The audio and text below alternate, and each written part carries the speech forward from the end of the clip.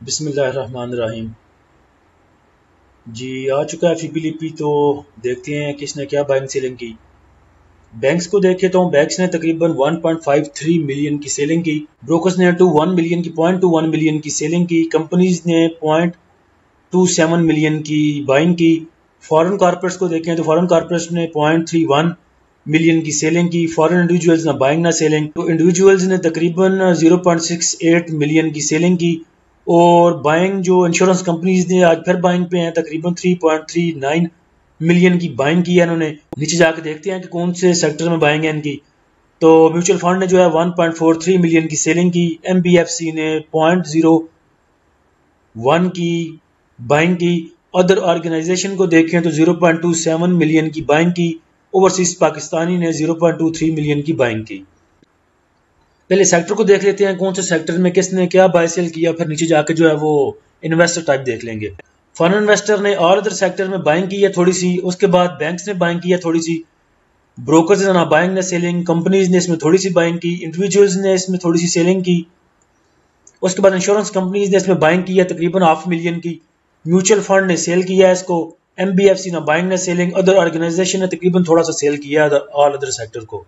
Cement की बात करें तो सीमेंट में फॉरेन इन्वेस्टर ने सेल किया इसको थोड़ा सा, बैंक्स ने थोड़ा सा सेल किया, ब्रोकर्स ने सेल किया, बाइंग की है। कंपनीज ने इसमें तकरीबन 500,000 की बाइंग है, 0.43 मिलियन की। इंडिविजुअल्स की इसमें सेलिंग है। इंश्योरेंस कंपनीज ने सीमेंट को फिर बाय किया बहुत देर से जो है। इंश्योरेंस कंपनीज और कंपनीज इंश्योरेंस कंपनीज ने चलो अभी एंट्री ली है, लेकिन कंपनीज काफी देर से जो है सीमेंट में बाइंग करती आ रही हैं। तो इंश्योरेंस कंपनीज ने भी बाइंग की है 0.34 मिलियन की। म्यूचुअल फंड ने इसको बेचा है, जितना इंश्योरेंस कंपनी ने खरीदा उतना म्यूचुअल फंड ने बेचा। एमबीएफसी ने तकरीबन थोड़ा एंट्री ली है इसमें बाइंग की। अदर ऑर्गेनाइजेशन ने तकरीबन 0.06 मिलियन का सेल किया सीमेंट को। कमर्शियल बैंक्स की बात करें तो फॉरेन इन्वेस्टर ने बाय किया थोड़ा सा कमर्शियल बैंक्स को 0.09 मिलियन का। बैंक्स ने सेल किया इसको 0.036 मिलियन का। ब्रोकर्स ने तकरीबन बैंक जितना ही इसको सेल किया।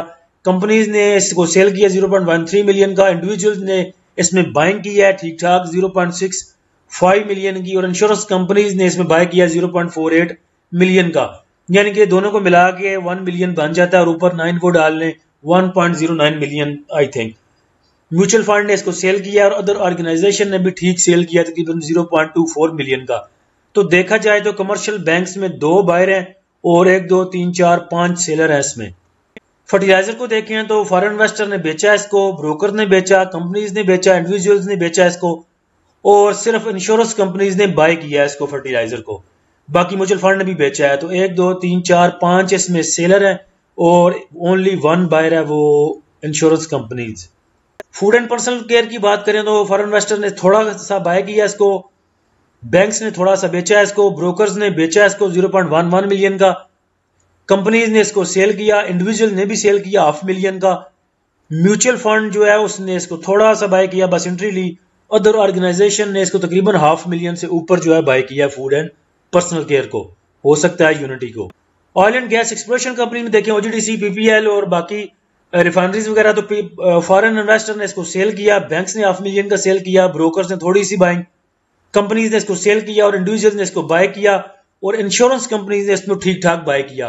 तो इंश्योरेंस कंपनीज को और इंडिविजुअल्स को मिला के तकरीबन 1 मिलियन की बाइंग जो है बनती है oil and gas exploration companies में।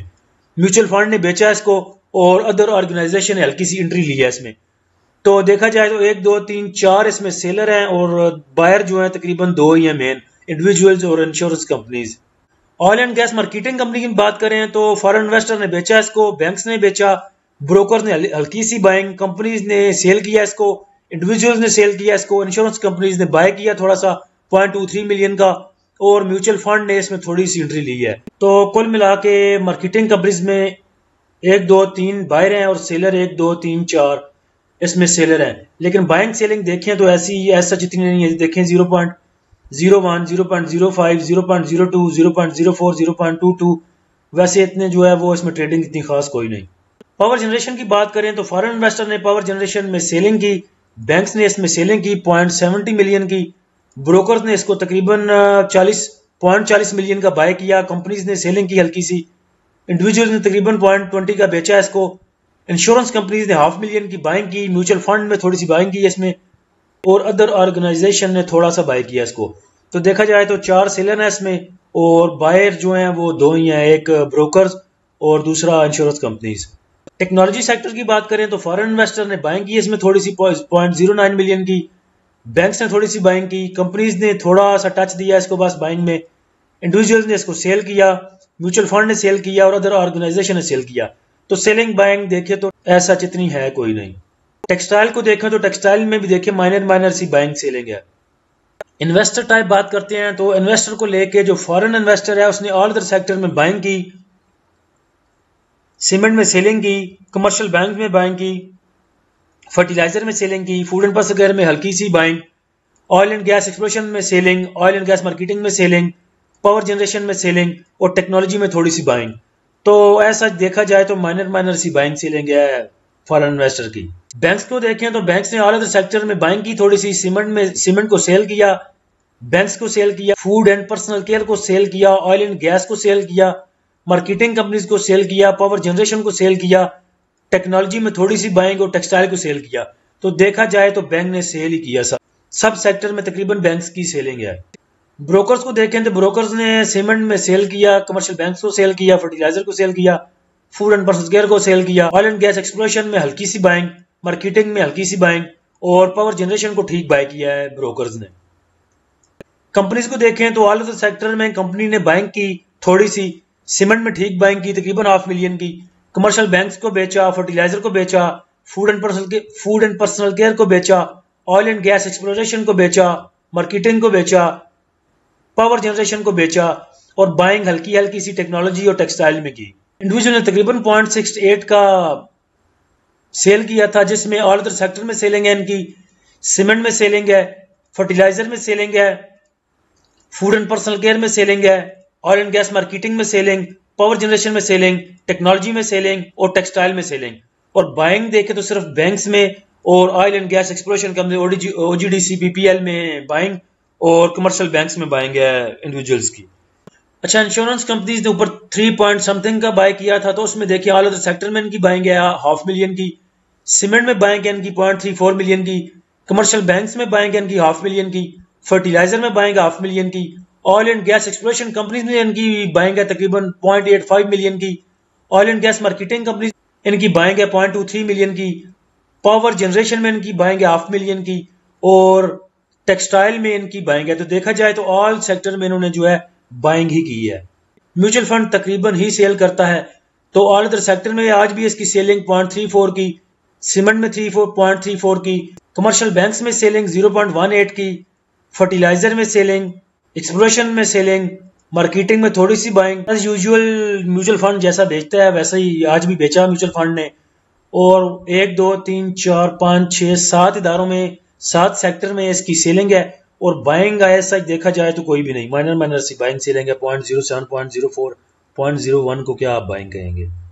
और अदर ऑर्गेनाइजेशन को देखें तो इसने जो बाइंग की है वो सिर्फ फूड एंड पर्सनल केयर में बाइंग की है, बाकी सेलिंग है ज्यादा सेलिंग इसकी कमर्शियल बैंक्स में और बाकी 0.0806 की बाइंग सेलिंग है। अच्छा, लास्ट वीक की बात करें, इंडेक्स ने week to week point lose किए हैं, वो 547 है। पिछले वीक से इस वीक तक जो है आपकी इंडेक्स ने तकरीबन 547 पॉइंट जो है लूज कर चुका है, क्योंकि वीक में सेलिंग प्रेशर था ना कि बाइंग प्रेशर। और इसकी बड़ी वजह जो है डॉलर की कीमत और गर्दिशी कर्जे में इजाफा है। और ट्रेडिंग एक्टिविटी की बात करें तो 11% कम रही है आपकी वीक ओवर वीक में, जो कि तकरीबन 103 मिलियन के वॉल्यूम बनते, और कोई ऐसा पॉजिटिव ट्रिगर नहीं था पूरा हफ्ता। फॉरनर की नेट बाइंग की बात करें तो वो 1.74 मिलियन की रही, जो कि ज्यादातर टेक्नोलॉजी सेक्टर में थी, और तकरीबन 0.8 मिलियन जो है वो बाइंग की है टेक्नोलॉजी सेक्टर में फॉरेन इन्वेस्टर ने। टेक्सटाइल आपको सामने भी नजर आ रहा है, टेक्सटाइल जो है वो कम है सबसे, क्योंकि टेक्सटाइल की जो एक्सपोर्ट है वो कम रही है। पिछले हफ्ते आपको बताया था कि कम रह सकती है, उसकी वजह भी बताई थी, वही है कि यूएस और यूरोप में जो एक्सपोर्ट है इनकी वो इकोनॉमिक स्लो डाउन चल रहा है यूरोप में और यूएस में, जिसकी वजह से इसकी एक्सपोर्ट जो है कम रही।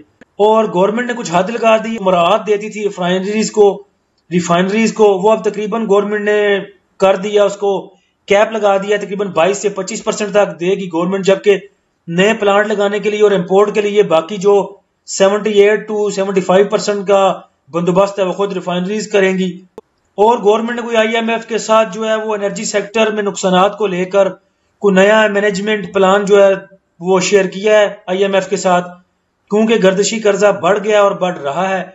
तो लग ये रहा है कि पेट्रोल की कीमत में इजाफा नजर आएगा आपको, और शायद कि बिजली की प्राइसेस में भी इजाफा किया जाए ताकि गर्दिशी कर्जे को कम किया जा सके। स्टेट बैंक के पास जो फॉरेन रिजर्व है आपके, वो तकरीबन 125 मिलियन कम होके 7.9 बिलियन के रह गए हैं, क्योंकि कुछ कर्जे की अदायगी की गई है। कमर्शियल बैंक्स के जो रिजर्व हैं वो तकरीबन 6 मिलियन कम हो गए हैं। कुल मिला के टोटल पाकिस्तान को जो रिजर्व है वो 13.2 बिलियन है, जो कि तकरीबन 2 माह की इम्पोर्ट को कवर करेंगे। वैसे पता नहीं हम एक्सपोर्ट को क्यों तरक्की नहीं दे रहे, ताकि फ्री डॉलर जो है पाकिस्तान में आए और कोई और पाबंदियों के बगैर डॉलर पाकिस्तान में आए। लेकिन देखा जाए तो पाकिस्तान ने आज तक एक्सपोर्ट को लेके कोई भी ऐसा खतर ख्वाह जो है वो काम नहीं किया। पहले सब्सिडी दे दे के शुगर को सब्सिडी दी ताकि डॉलर बाहर से किसी तरीके जनरेट कर सकें। वो जब शुगर पे सब्सिडी देते थे, शुगर मिले ज्यादा हो गई, जो किसान था उसने गन्ना ज्यादा उगाना शुरू कर दिया, कपास की जो पैदावार है वो कम हो गई। पहले कपास हमारी बहुत एक्सपोर्ट होती थी, अब देखें वो कपास कोई एक्सपोर्ट नहीं होती। तो एक्सपोर्ट कम होने की वजह से डॉलर भी आने बंद हो गए, और वैसे भी पाकिस्तान में इंडस्ट्री तो ऐसा कोई बिल्ड हुई कोई नहीं जिससे कुछ एक्सपोर्ट ज्यादा हो। तो देखा जाए तो मुशर्रफ साहब का दौर ठीक था, कुछ फ्री डॉलर आ जाते थे, तो जरदारी साहब का दौर भी ठीक रहा है, कुछ डॉलर मिल जाते थे हमें। अब ऐसा वो डॉलर जो है वो भी हमारे बंद है, तो इसलिए मेरे ख्याल से ज्यादा हमें मुश्किलात जो है वो पेश आ रही हैं कि डॉलर की कमी की। वैसे आप पीछे देखें तो ऐसा जितनी मुश्किलात नहीं हुआ करती थी डॉलर को लेके। जो डॉलर है वो इंटर बैंक में भी तकरीबन 301 को टच कर रहा है, बल्कि टच कर आया है उसको। तो आने वाला हफ्ता जो है उसमें CPI की जो रेशो है कंज्यूमर प्राइस इंडेक्स की, वो भी कुछ ज्यादा होने की उम्मीद है। और बोर्ड मीटिंग्स आ रही हैं वैसे नेक्स्ट वीक में, NRL की, APL की, ATRL की, FFCL की, पोल की और DG खान सीमेंट की। और रिफाइनरी पॉलिसी भी है, अड़ी पड़ी है हमारी किस्मत की तरह, तो उसको लेकर चलते जो है 2-3 वीक से बात हो रही है उसकी। तो उसको देखते हुए भी एक्सप्लोरेशन कंपनीज और रिफाइनरी सेक्टर में जो है वो OGDC, PPL, ATRL पे नजर रखें। हो सकता है कि उन पे उम्मीद, उनकी जो मूव है वो बन जाए उनमें। मोस्ट एक्टिव सेक्टर में बात करें तो पिछले हफ्ते से बैंक्स जो हैं वो 2.8 मिलियन के इजाफे के साथ ऊपर है। उसके बाद एक्सप्लोरेशन कंपनीज है 18 मिलियन के साथ, उसके बाद पावर है जो 9 मिलियन के साथ, सीमेंट है 7.8 मिलियन के साथ, और टेक्सटाइल है 5.9 मिलियन के साथ। बेस्ट परफॉर्मिंग सेक्टर की बात करें तो बैंक्स 32 पॉइंट के साथ सबसे आगे, उसके बाद एक्सप्लोरेशन कंपनीज हैं 23 पॉइंट के साथ, बाद जो है सिनेथेटिक है तकरीबन 8.5 पॉइंट के साथ, उसके बाद रियल एस्टेट है तकरीबन 2.5 पॉइंट के साथ, और फर्टिलाइजर है 1.9 पॉइंट के साथ। बेस्ट परफॉर्मिंग स्टॉक्स की बात करें तो HMB सबसे आगे है 73 पॉइंट के साथ, मारी 37 पॉइंट के साथ, तकरीबन 38 पॉइंट कह सकते हैं आप, BAFL 36 पॉइंट के साथ, एंग्रो 31 पॉइंट्स, और स्टैंडर्ड चार्टर्ड बैंक है 26 पॉइंट के साथ।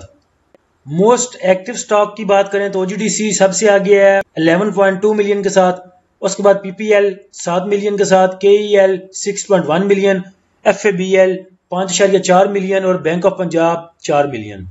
वर्स्ट परफॉर्मेंस सेक्टर की बात करें तो इन्वेस्टमेंट बैंक जो है वो सबसे आगे है -114 पॉइंट के साथ, फूड -83 पॉइंट के साथ, टेक्नोलॉजी -80 पॉइंट के साथ, सीमेंट -77, और फार्मास्यूटिकल कंपनीज जो है आपकी वो 40 पॉइंट के साथ।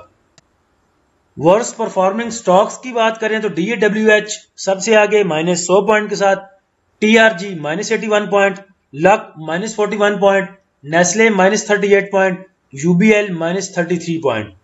हीट मैप कल रह गया था, हीट मैप को देखें तो कमर्शियल बैंक्स जो हैं वो भी प्रेशर में सारे, सिर्फ MEBL और HMB ने और BAFL ने थोड़ा सा पॉजिटिव दिखाया। उसके बाद अपना पावर जनरेशन देख लें, food and personal care, unity को देखें वो भी प्रेशर में, रिफाइनरी जो है वो भी टोटल रेड में, टेक्नोलॉजी सेक्टर में सिर्फ एयर लिंक है ग्रीन, और सिस्टम थोड़ा सा जो है वो लाइट ग्रीन सा लग रहा है, ब्राउनिश ग्रीन।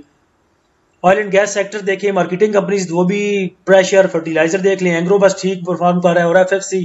केमिकल में देखें तो EPCL में मूव है थोड़ी सी, उसके बाद थोड़ा सा ग्रीन इधर LCI भी है। बैंकिंग सेक्टर में देख लें, नीचे नेशनल बैंक भी देखिए प्रेशर में, HBL भी प्रेशर में, FABL भी प्रेशर में, BAHL भी प्रेशर में। तो एक्सप्लोरेशन कंपनीज में देखें OGDC, PPL भी प्रेशर में, रेड है वो भी, मारी बस ठीक है, पोल भी रेड में। तो जैसे आपको पता है कि मार्केट टोटली रेड रही है लास्ट सेशन में, तो लेकिन अच्छी बात है कि उसने जो अपनी क्लोजिंग है वो थोड़ी ऊपर दी है, तो देखते हैं इंशाल्लाह नेक्स्ट वीक कैसा रहेगा। ये था जी आज का फीपीलीपी और लास्ट वीक रिव्यू। तो कल इंशाल्लाह देखेंगे नेक्स्ट कौन से सेक्टर जो है मूव दे सकते हैं, या कुछ और न्यूज़ खबर आती है तो फिर कल इंशाल्लाह वो वीडियो में नेक्स्ट वीडियो में बात करेंगे। तब तक के लिए इजाज़त दीजिए। अल्लाह हम सबका हामी नासिर हो। अल्लाह हाफिज़।